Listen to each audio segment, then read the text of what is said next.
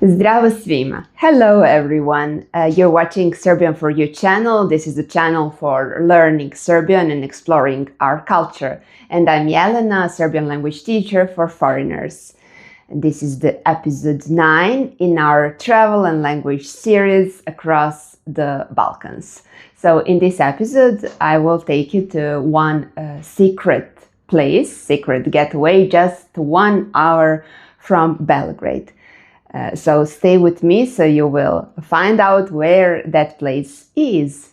But if you are in Belgrade this summer and if you want to learn Serbian with me in person, I will organize some workshop in person. So find my email in description of this video and send me email and I will send you more information about my workshops in Belgrade.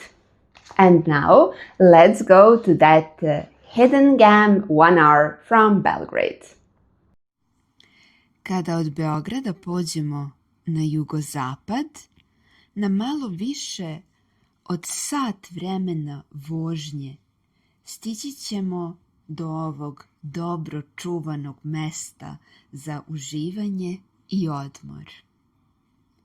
Na 105 km od Beograda, a blizu grada Valjeva, naći ćete klisuru reke Gradac.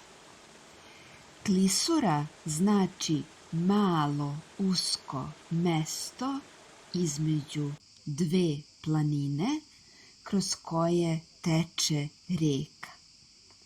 To često znači da na obali reke nema puno mesta za ljude i plaže, ali ovde na reci Gradac to je malo drugačije.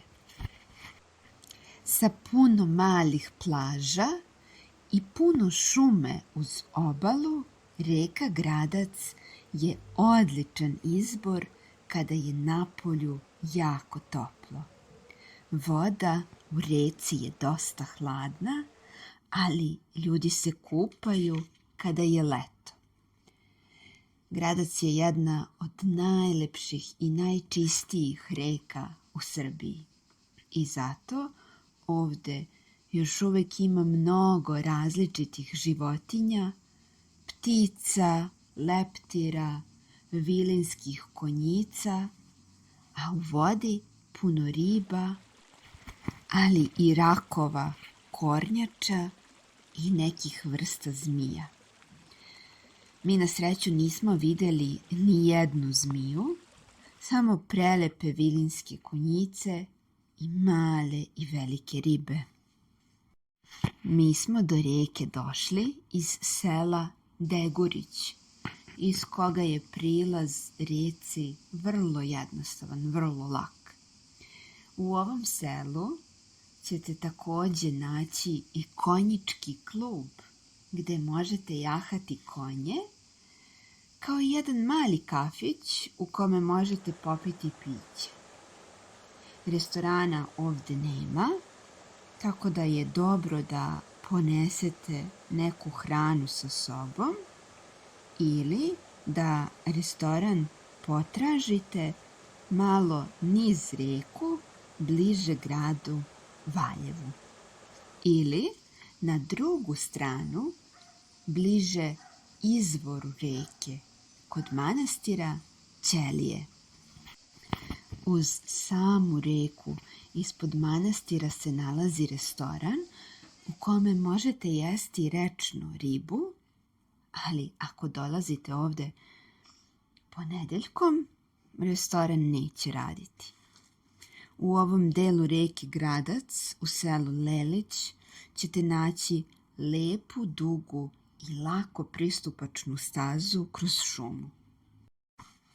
Ali dolazak do početka ove lepe staze i do samog manastira, ako idete pešaka, je ipak malo teži.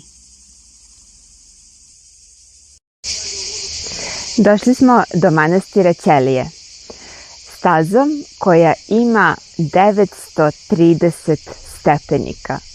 Na početku ove staze piše da je samo za mlade ljude i decu.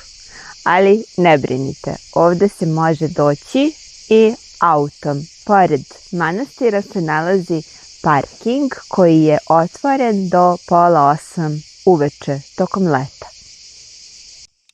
Manastir Ćelije je ženski manastir Srpske pravoslavne crkve iz 13. veka. Smatra se da je ovaj manastir izgrađen za vrijeme kralja Dragutina Nemanjića.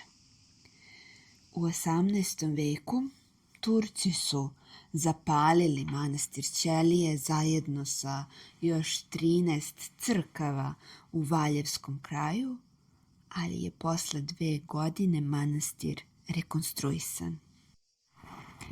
Za vrijeme prvog srpskog ustanka, First Serbian Uprising, manastir je bio bolnica za pomoć Srbima koji su se borili protiv Turaka. U Srbiji smo zapravo imali 2 ustanka protiv Otomanskog carstva, prvi i drugi srpski ustanak, First and Second Serbian Uprising against Ottoman Empire.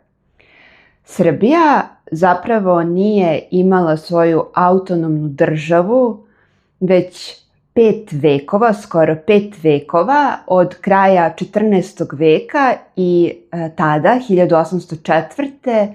to je već bio početak 19. veka i Srbi su želeli revoluciju, posebno srpski lideri su želeli revoluciju. Turci su to predosetili, videli su šta se dešava i zato su 1804. ubili mnoge srpske lidere, što je poznato kao seča knezova. Ali vrlo brzo nakon toga je zapravo došlo do revolucije i sve je eskaliralo, tako da je 1804. Karađorđe Petrović sa svojim ljudima podigao prvi srpski ustanak. U sljedećoj epizodi mi ćemo ići do mesta gde je 1804. bio podignut ustanak, zato ostanite sa nama. Thank you so much for staying with me until the end of this episode. If you have any questions, please write them in the comment section and like and subscribe. I hope that you enjoyed this episode, and if you are in Belgrade in August or September, and if you want to join me on some workshops that I organize in Belgrade, please find my email address in the description. You can write me and I will send you more information about workshops. Hvala vam i vidimo se!